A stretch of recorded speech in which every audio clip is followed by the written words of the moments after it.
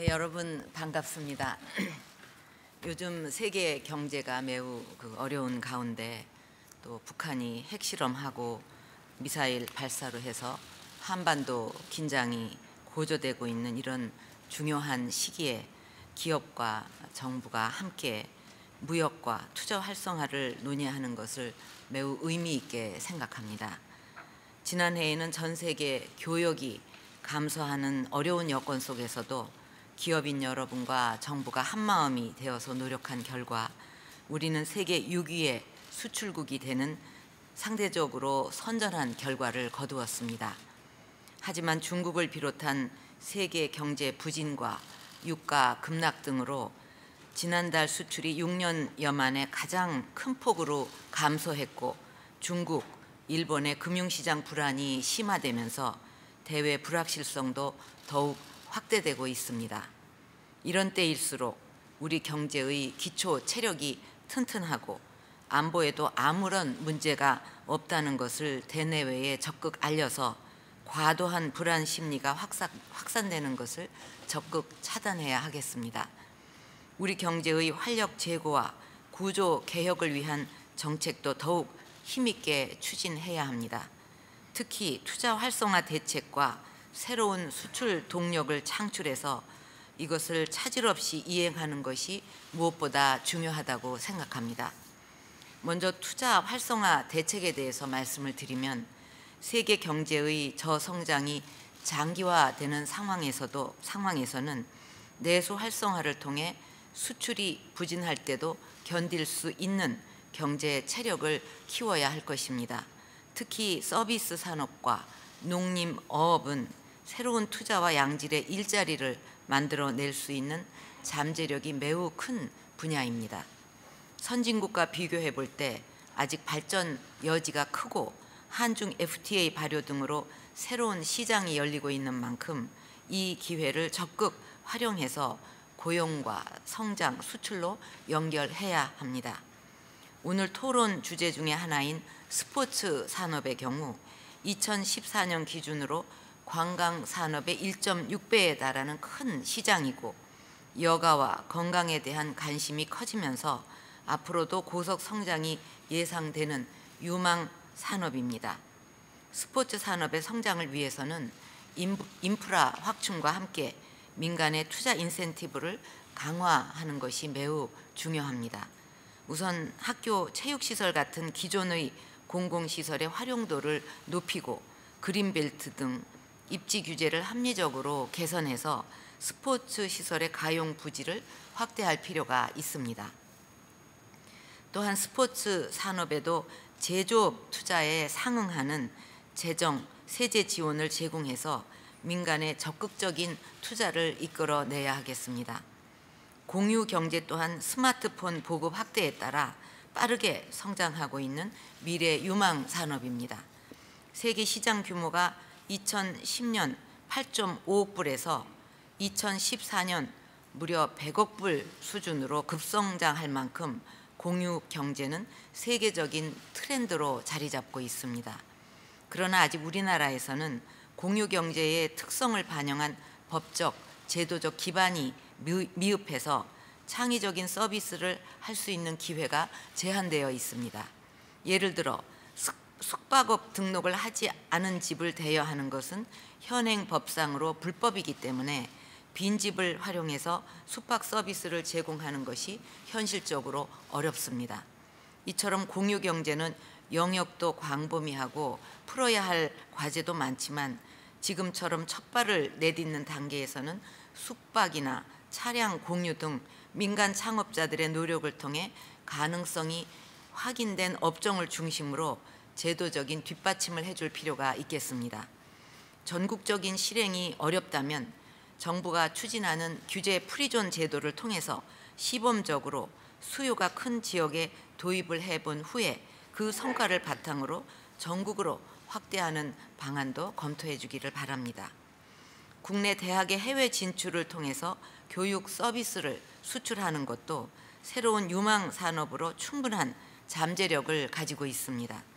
국내 대학들이 해외 캠퍼스를 설치하거나 현지 대학과 교육과정을 공동 운영할 수 있도록 지원해 준다면 한국을 알고 싶어하는 외국 학생들의 수요와 유학을 가고 싶어하는 국내 학생들의 수요를 함께 충족시킬 수 있을 것입니다.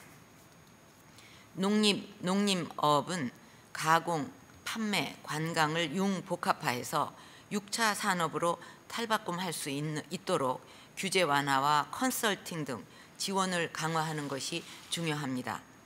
농업 특화단지나 참치 양식단지 조성과 같이 기술과 자본이 필요한 곳에는 민간의 역량을 적극 활용해야 합니다. 해외에서는 흙 없이 건물에서 농작물을 재배하는 수직 농장 등 첨단 농업 분야에 이미 여러 기업들이 진출하고 있고, 이제는 국내 기업들도 수직 농업뿐만 아니라 간척지에 대규모 스마트 팜 단지를 조성하기 위한 대규모 투자도 준비하고 있습니다. 수직 농장에 대해서 들어보신 분도 계시겠지만 이것은 식량난 또 농경지 부족을 해결할 대안으로 창안이 된 농경 시스템인데, 말하자면 땅에다 농사를 짓는 것이 아니고 건물 각 층에 농장을 만들고 실내에서 여러 층의 재배대를 설치해서 흙이 아닌 양분을 섞은 물에다가 뿌리를 담가서 식물을 재배하는 방식이고, 또 빛이라든가 물이라든가 온도, 습도 이거를 잘 통제하기 때문에 기후에 전혀 영향을 받지 않고 관계없이 농사를 지을 수 있는 그런, 어떻게 보면 상당히 매력적인 농사법이라고 생각이 됩니다. 이렇게 농수산업 분야의 기업들의 기술과 자본을 접목해서 우리 여건에 맞는 첨단 농업 모델을 개발하고, 이것을 또 우리만 하는 것이 아니라 중동 등 해외로 수출을 한다면 농수산업을 얼마든지 미래 성장산업, 수출산업으로 탈바꿈시킬 수 있고 귀농 귀촌을 활성화하는 데도 도움을 줄 수 있을 것입니다. 새만금의 경우 신재생, 관광 같은 신성장 분야에서 글로벌 자유무역의 중심지로 발전할 수 있도록 획기적으로 규제를 개선하고 각종 지원을 강화해야 할 것입니다. 다음으로 수출 확대를 위한 정책 방향에 대해서 말씀을 드리면, 현재 가동 중인 범정부 수출 비상지원 체계를 통해서 관계부처와 유관기관의 가용 자원을 수출 중심으로 재편할 필요가 있습니다. 한류와 연계한 유망 소비재 시장 진출, 중소 중견기업의 수출 기업화 등 각 부문별로 대책도 속도감 있게 추진해야 합니다. 아울러 글로벌 교육 환경 변화에 발맞춰서 전자상거래 수출도 대폭 확대해 나가야 하겠습니다. 저는 수출에 대한 우려가 그 어느 때보다도 높은 지금이야말로 5년, 10년 후에 우리가 무엇으로 먹고 살지 깊게 고민해야 할 때라고 생각합니다. 제조업 강국으로 평가받는 우리나라가 정작 세계 최고 수준의 기술을 갖고 있는 분야는 3%에 불과합니다. 세계 시장의 소비와 투자가 살아나지 않고 개도국의 추격도 심화되고 있는 상황에서 우리의 수출 품목을 고도화하고 새로운 수출 동력을 찾지 않으면 우리 수출의 미래는 밝을 수가 없습니다. 따라서 우리가 그동안 강점을 가졌던 제조업 분야에 서비스라든가 ICT, 문화 같은 것을 융합해서 업그레이드 함으로써 고도화된 창의적 제품을 수출할 수 있도록 노력해야 할 것입니다. 또한 고속 성장을 하면서 축적한 개발 경험과 인프라 구축 능력을 전자정부, 지능형 교통 시스템 등의 서비스 형태로 수출되도록 해야 할 것입니다. 신재생 에너지, 스마트 그리드, 제로 에너지 빌딩과 같이 우리가 역점을 두고 있는 에너지 신산업도 그간 축적해온 도시 인프라 기획 관리 능력과 이것들을 결합을 시켜서 최근 수요가 늘어나고 있는 중동이나 인도 등의 스마트 시티나 친환경 도시라는 패키지 형태로 수출이 가능할 것입니다. 그러니까 제품과 이렇게 플란트를 수출하는 것을 넘어서 이제는 아주 도시 자체를 수출하고 에코시티라든가 스마트 시티라든가 이렇게 우리가 이렇게 발상을 바꿔 나가야 하지 않겠나 생각을 합니다. 이러한 미래의 수출 동력이 될 신산업 육성을 위해서는 정부가 선택을 해서 끌고 가던 종전의 방식에서 벗어나서 민간이 선택한 사업을 정부가 뒤에서 도와주는 방식으로 전환해 나갈 필요가 있습니다. 오늘 보고하는 수출 방안은 민간이 스스로 선정한 신산업과 투자 분야의 현장 애로사항을 청취를 한 후 지원하는 방식으로 마련된 것으로 알고 있습니다.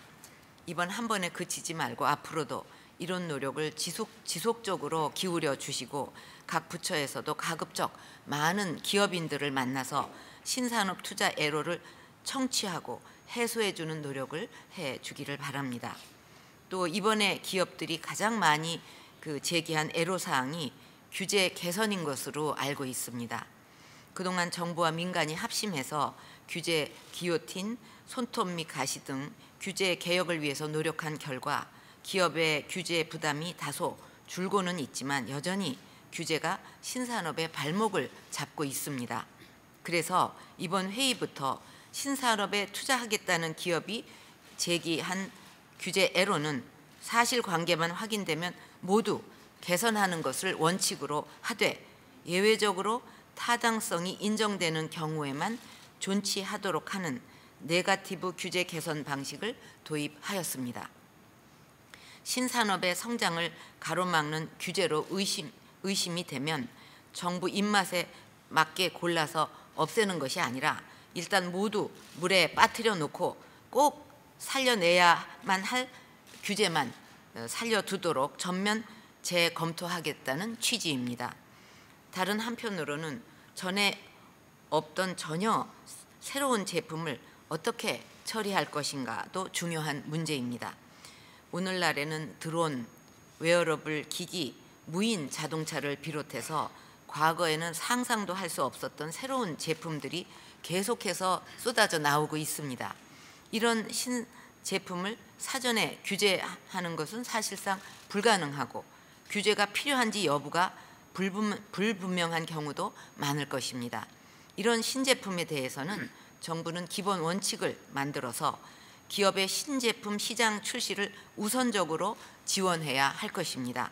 새로운 개념의 제품은 일단 시장에 출시하도록 하고 일정 기간 시장에서의 상황을 지켜본 후 사후에 인증 규격을 만드는 등 사후 규제를 적용하는 방식으로 나아가야 할 것입니다. 전 세계가 같이 경쟁하는 상황에서 신제품의 시장 출시 지연은 시장 선점 기회를 상실시키는 부작용을 낳을 수 있습니다. 이번에 조사된 신산업 투자 계획과 애로사항은 실제 상황에 비해 일부만 드러난 것일 수도 있고 이번에도 별 수 없겠지 하면서 아예 체념하고 정부의 건의조차 하지 않은 기업도 있을 것입니다. 하지만 이목지신의 고사처럼 신산업의 발전을 저해하는 규제와 애로는 반드시 해소해서 정부가 한 약속은 반드시 지켜나갈 것입니다. 글로벌 저성장 극복의 해법은 서비스를 비롯한 신산업에 대한 기업의 적극적 투자와 이것을 뒷받침하는 정부의 협업에 달려 있다고 생각합니다. 그동안 엄동 설안에도 기업인들이 천만인 입법 촉구 서명 운동을 한 결과 기업 활력을 위한 원샷법이 마침내 국회를 통과했습니다. 이 법이 시행되면 기업들의 자발적인 사업 재편을 효과적으로 지원할 수 있을 것입니다. 기업인 여러분께서는 기업 활력법을 적극 활용해서 선제적 사업 재편을 통해 신산업에 투자해 주시기를 바랍니다. 정부도 앞으로 기업과 더 적극적으로 소통하고 투자에 걸림돌이 있다면 해결하기 위해서 끝까지 노력하겠습니다. 감사합니다.